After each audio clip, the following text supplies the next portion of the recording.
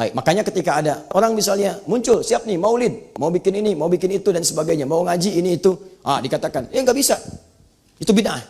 Nah, singkat aja bid'ah. Kenapa bid'ah? Turunkan. Ini terlihat seperti ibadah, ini nggak ada contohnya. Ya, ini masuk pada sesuatu yang dibuat-buat, dan kalau itu baik pasti dipraktekkan oleh generasi sebelumnya.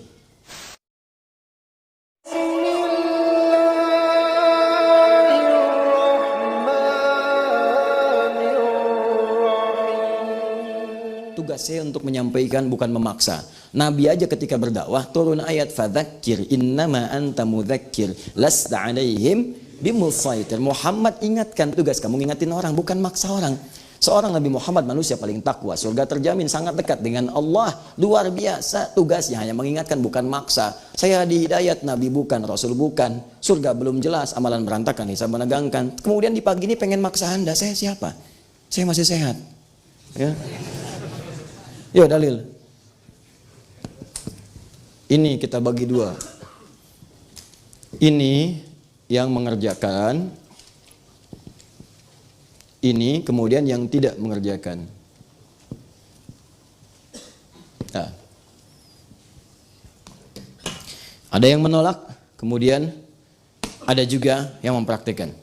Baik, kita mulai dari yang menolak mengatakan, pertama, ini terkesan ibadah nih. Ya, jadi menilai perbuatan itu sebagai ibadah. Kalau ibadah, mesti ada contoh. Nggak boleh dibuat-buat. Karena sesuatu yang dibuat-buat dalam ibadah, itu bisa melahirkan yang disebut dengan bid'ah. Kalau sudah bid'ah, itu bisa dolalah. Kalau sudah dolalah, itu bisa finnar. Di antara dalilnya, turunkan misalnya hadis riwayat Abu Daud, nomor hadis 4301, 4301. Baik, mari kita lihat pelan-pelan misalnya. Fa inna asdaqal hadits kitabullah wa khairu hadi hadi Muhammadin sallallahu alaihi wasallam. Ayyakum muhdatsatil qaul. Awas, fa inna kullu muhdatsatin bid'ah wa kullu bid'atin dhalalah. Sampai situ sebetulnya. Ada beberapa riwayat menambahkan, ada yang mengatakan ini syarah penjelasan saja. Wa kullu dhalalatin finnar. Wa kullu dhalalatin finnar. Jadi setiap yang tersesat berpeluang masuk neraka. Bagian terakhir ini sebetulnya bukan bagian dari inti hadisnya. Hanya beberapa mengatakan ini ada tambahan, ini ada tafsir masuk ke situ. Persis seperti kalimat Ibnu Adam, idza mata Ibnu Adam. Padahal di hadisnya bukan Ibnu Adam, di hadisnya insan, idza matal insan atau idza matal abdu. Demikian di hadis riwayat Muslim 9 lafaz. Cuma kemudian disyarah oleh para ulama, wa yuqsadu bil insan Ibnu Adam. Yang dimaksud dengan insan semua anak cucu Adam. Maka populer ungkapan idza mata Ibnu Adam. Paham? Oke, teruskan. Ini contohnya enggak ada. Baik ya, ini berpeluang menjadi bid'ah. Sampai kita bahas dulu ya. Awas, hati-hati, jangan marah dulu. Kemudian teruskan ke bawahnya. Nah, ini nggak boleh diada-adakan. Yang ketiga, kalau ini baik, nah keluar kaidah nih, keluar kaidah. Kalau ini baik, tentu orang dulu sudah mengerjakan sebelumnya. Pernah dengar ungkapan ini? Jadi ada ini ungkapan baru nih. Nanti saya berikan pandangan. Ya, ini saya berikan pandangan. Ini ungkapan baru yang tidak pernah ditemukan di kitab fikih manapun. Ya, kalau baik, tentu dipraktekkan oleh orang sebelumnya. Oleh generasi sebelumnya, Baik, ini diantara dalil-dalilnya. Jelas sampai sini? Baik, makanya ketika ada orang misalnya muncul, siap nih, maulid, mau bikin ini, mau bikin itu dan sebagainya, mau ngaji ini itu, dikatakan, nggak bisa, itu bid'ah. Nah, singkat aja bid'ah. Kenapa bid'ah? Turunkan. Ini terlihat seperti ibadah, ini nggak ada contohnya. Ya, ini masuk pada sesuatu yang dibuat-buat, dan kalau itu baik pasti dipraktekkan oleh generasi sebelumnya. Nah, kemudian itu dijawab oleh orang-orang yang melakukannya, mempraktekannya, bahkan dengan jawaban-jawaban juga yang didetilkan sampai dengan dalil-dalilnya. Di antara orang kontemporer yang menjawab itu ada namanya Al-Habib Sayyid Alawi Al-Maliki. Ya, beliau tinggal di Mekah, wafat juga di Mekah, di antara cucu keturunan Nabi SAW. Menulis kitab namanya Mafahim Yajibu an Tusahhah. Lihat di halaman 309 sampai dengan 321. Ya, saya qadar Allah nggak ke bawah tuh, padahal sudah saya siapkan, kalau nggak ke bawah. Itu saya punya, kemudian kitab ini juga saya punya, yang lain saya punya. Saya tuh mau saya praktekkan mau enggak, yang penting saya baca dulu, saya lihat. Kita hargai orang berpendapat seperti apa. Baca, jangan sampai kita berargumen tapi tidak punya dalil-dalil. Wah, sampaikan aja. Bid'ah bagaimana? Pokoknya bid'ah lah. Nggak bisa begitu. Harus ada turunan. Ya, harus ada turunan seperti apa? Dalilnya apa? Dengar dulu, dengar, baca, teliti. Kalau sudah mengerti, silahkan simpulkan. Yang penting ada paham referensinya. Ya, mafahim yajibu an tusahhah. Diturunkan oleh beliau. Pertama, ini ibadah, bukan. Siapa yang bilang ibadah? Kata beliau, ini bukan ibadah, ini adah, al-adatu. Beda antara ibadah dengan adah. Kalau ibadah, sebuah sudah diatur, ada ketentuan. Dari nabinya ada, dalil ada, contoh ada, itu ibadah. Sholat ibadah, dalil ada, contoh ada, dipraktekkan. Kalau ada, itu bagian dari tradisi. Tradisi ini bisa jadi diambil dari nilai-nilai syariat, cuma dipraktekkan dalam bentuk kebiasaan masyarakat. Hukum fikihnya mengatakan al-adatul muhakkamah. Adat itu bisa jadi hukum selama tidak bertentangan dengan syariat, boleh dipraktekkan. Misal ada semboyan di Ranah Minang, ya. Adat bersanding syarak, syarak bersanding kitabullah. Adat itu bersanding dengan syarak, bersesuaian dengan syariat. Syariatnya berpedoman pada kitabullah. Kalau nggak bertentangan, praktekkan. Itu jelas. Al-adatul muhakkamah. Adat dibagi dua. Ada adat urusan dunia, dunia saja. Adat yang jadi hukum, urusan dunia.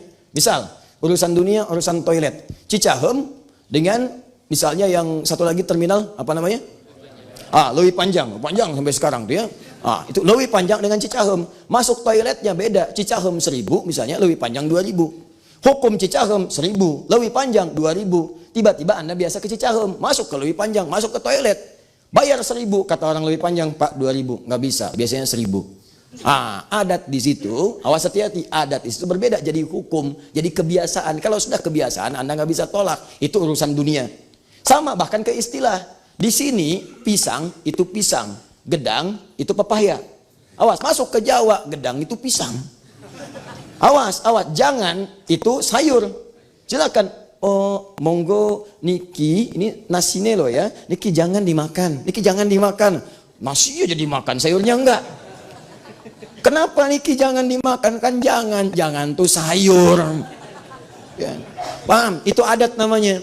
Ada kebiasaan-kebiasaan. Nah, hukum fikih mengatakan urf itu, adat itu kalau masuk pada urusan-urusan terkait dengan praktek-praktek penjelasan atau praktikal nilai-nilai syariat dipraktekkan dalam adat sepanjang tidak bertentangan dengan syariat boleh. Dari mana hukumnya? Nggak usah ambil sekarang, ambil masa jahiliyah. Di jahiliyah ada dua adat. Adat pertama misal saat tawaf. Tawafnya apa? Buka pakaian semua. Tawaf sambil tepuk tangan, sambil siul-siul. Itu nggak usah dipraktekkan. Nggak usah karena bertentangan dengan syariat. Sudah membuka aurat, sudah siul-siul nggak jelas dan sebagainya, nggak ada maknanya. Maka itu tinggalkan. Makanya kalau ada kebiasaan-kebiasaan tradisi yang bertentangan dengan syariat, jangan terlampau kreatif, tinggalkan. Yang kedua, ada adat mereka sejak jahiliyah untuk menghormati orang tua yang baru punya anak pertama. Maka dihormati dengan panggilan abu, dilekatkan nama anak pertamanya. Misal, Nabi Muhammad SAW melahirkan anak pertama namanya Al-Qasim. Maka dihormati takrim namanya Abul Qasim. Pamannya, ada yang dikenal dengan, pernah dengar nama ini, Imran, pernah dengar? Abdul Manaf, paman Nabi. Kalau Abu Talib, nah Abu Talib itu aslinya Imran. Ada yang mengatakan Abdul Manaf. Anak pertamanya namanya Talib. Kemudian ada Ja'far. Kemudian ada Ali. Karena anak pertama namanya Talib, maka dikenal dengan Abu Talib. Nah itu banyak turunan ke bawah untuk sebagai menghargai orang-orang yang baru melahirkan dan baru punya anak pertama. Takrim. Itu dilestarikan sampai masa Islam sampai sekarang. Abu Muhammad, Abu Usama, Abul Husain, Abul Hasan dan sebagainya. Jadi kalau antum misalnya tiba-tiba saya pengen hijrah. Terus ganti nama antum Asep, punya anak namanya misalnya Hasan, jadi Abu Hasan. Ini bukan menunjukkan Anda Islami, bukan. Itu dari tradisi sejak masa jahiliyah. Jangankan Anda, Abu Lahab juga begitu, Abu Jahal juga begitu, dan yang lainnya. Itu tradisi sejak zaman dulu. Cuman diabadikan, dilestarikan masa Islam karena punya nilai-nilai baik. Itu yang disebut adat tidak bertentangan dengan syariat. Paham? Awas, saya belum bicara pilihan. Tugas saya menjelaskan dengan objektif, jangan menutup-tutupi. Sampaikan ini pilihan itu belakangan. Jelas? Jadi paham ya? Jadi ini adat nih bukan ibadah. Kalau ibadah itu ada teknisnya, ada macam-macamnya, ada aturannya. Kami ini kumpul seperti antum kumpul. Antum kumpul itu pengajian. Yang dibahas Nabi, kami juga pengajian. Yang dibahas ini. Yang dibahas ini, kumpulannya seperti ini. Kita cuma tradisinya seperti antum tradisi. Tradisi kumpul taklim, tradisi kumpul ini. Tapi kan gak ada contohnya dari Nabi. Ini yang jadi masalah. Apa antum juga ada contohnya? Taklimnya khusus hari Ahad subuh. Apa ada contohnya taklimnya khusus malam Jumat? Apa ada contohnya taklimnya khusus di Sabtu subuh? Gak ada zaman Nabi dikhususkan taklim di Sabtu subuh. Gak ada zaman Nabi dikhususkan taklim di Ahad subuh. Ah, tapi kan ini, tapi kan itu, tapi ya, itu kan tapi. Semua persoalan butuh dalil. Perhatikan baik-baik. Kalau urusan ibadah, itu telah kita bahas. Ada dalil, ada contoh. Ada dalil, contoh sementara. Ada dalil, contoh nggak ada. Tidak setiap yang nggak ada contoh tidak boleh dilakukan kalau ada dalilnya. Nah ini bukan urusan ibadah, tapi ada dalil. Apa dalilnya? Untuk mengikuti membahas tuntunan Nabi. Quran surah ke-33 ayat 21. Quran surah ketiga ayat ke-31. Quran ke-9 bahkan dari ayat ke-124 sampai dengan ayat terakhirnya. Teman-teman sekalian, itu menunjukkan kemuliaan Nabi dipraktekkan dalam bentuk pertemuan-pertemuan membahas tentang Nabi. Isinya ada yang taklim, isinya ada yang pujian, isinya ada yang doa. Sama dengan antum kumpul bahas sirah yang dibahas tentang Nabi. Yang dibahas kehidupan Nabi, istri Nabi dan sebagainya. Cuma waktunya kemudian ditetapkan oleh mereka. Kapan waktunya? Yang paling afdol pas bersamaan dengan lahirnya. Kenapa bersamaan dengan itu? Karena orang mulai ingat, banyak ingat. Kalau banyak ingat, banyak mudah menghadirkan nilai-nilainya. Sama dengan begini, kapan kelahiran negara Indonesia? 17 Agustus. Ya, bulannya Agustus, tahunnya 1945. Itu bahasa Arabnya milad. Milad. Milad Muhammadiyah 18 November. Sebentar lagi tuh. Tahun 1912, 18 November. Miladnya NU 31 Januari 1926. Dan sebagainya. Coba cek. Negara memperingati miladnya. Disampaikan setiap 17 Agustus tuh. Bahkan hal-hal yang tidak terkait langsung pun ada. Apa misalnya? Panjat pinang. Ayo siram sama minyak. Naik lagi, merosot lagi. Kenapa sih Pak mesti bikin itu? Menanamkan nilai perjuangan. Berjuang untuk mendapatkan yang di atas. Naik, turun lagi, naik, turun lagi. Ayo semua dicari, dijelaskan. Tapi intinya ingin menanamkan nilai-nilai yang dulu pernah terjadi di masa-masa kekinian. Kapan waktu yang paling tepat? Ketika momentumnya tiba. Saya belum pernah mendengar ada yang mengatakan, tuh milad kemerdekaan bid'ah. Ayo kalau berani. Paham sampai sini? Jadi konteksnya ini adalah masuk kepada wilayah adat. Kalau adat kemudian, ini contohnya bagaimana berlaku kalau urusan ibadah, pasti jelas. Ada contoh, ada dalil. Bahkan ada ibadah yang contohnya belum ada atau bahkan tidak ada, dalilnya ada. Sudah kita bahas. Seperti zakat, seperti macam-macam dan sebagainya. Contoh lagi, yang lainnya apa? Mushaf. Mushaf itu zaman Nabi nggak ada. Yang ada tulisan di, maaf, ada yang batu, ada yang tulang-tulang sudah mengering. Ya, ada yang pelepah pohon dan sebagainya. Apakah Anda mau menyebut mushaf itu bidah? Tidak. Sekolah sekarang yang pakai bangku, pakai macam-macam, pakai dasi, jam tangan, macam-macam waktu. Sekarang sholat antum, kalau mau konsisten antum, dalilnya ada, contohnya ada. Apa itu dalilnya? Apa itu contohnya? Keluar, pasang tongkat, tek, di lapangan.